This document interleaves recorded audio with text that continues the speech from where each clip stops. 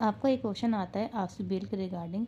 इन्होंने कौन सा सिद्धांत दिया था? आधुनिक संज्ञात्मक सिद्धांत प्रस्तुत किया था इन्होंने 1978 में। उनका पूरा नाम है डेविड आसुबेल। इन्होंने क्या किया था? जो अधिगम लर्निंग के 4 प्रकार बताए थे। पहला रटकर सीख का अधिगम, अर्थपूर्ण अधिगम, अधिग्रहण अधिगम, अन्वेषण अधिगम। जो इन्होंने इनका क्वेश्चन आ जाता है कि इन्होंने 4 प्रकार बताए, तो उसमें 4 प्रकार कौन कौन से हैं और इन्होंने कौन सा सिद्धांत दिया था? जैसे संज्ञात्मक सिद्धांत किसने दिया था? हमारे जिन पियाजे ने दिया था। तो उन्होंने क्या किया? आधुनिक संज्ञात्मक सिद्धांत दिया। और उन्होंने जो 4 प्रकार बताए, पहला है रटकर सीखने का अधिगम। तो इसमें क्या था? जो भी बच्चों को हम पहाड़े दे देते हैं, कविताएं देते हैं, गिनती देते हैं, तो वो क्या करता है? बच्चा रट लेता है, सीख लेता है, पर उसका अर्थ बच्चे को नहीं पता होता कि अगर हम जो पहाड़े पढ़ रहे हैं या हम जो कविता पढ़ रहे हैं उसका अर्थ क्या है।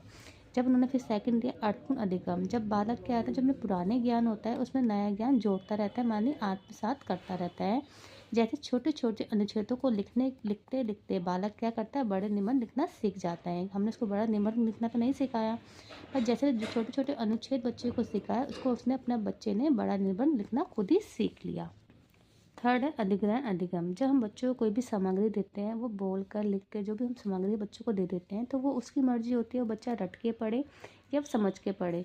तो उसको कहते हैं अधिग्रहण करना। जब बच्चा रट के भी कर रहा है या समझ के भी कर रहा है, जो भी हमने उसको सामग्री दी, जो उसको पढ़ने के लिए बुक्स दी, वो पढ़ रहा है और याद कर रहा है, तो वो रट के कर रहे हैं या समझ के कर रहे हैं, वो उसकी मर्जी है। तो उसको हम क्या कहते हैं? अधिग्रहण अधिगम।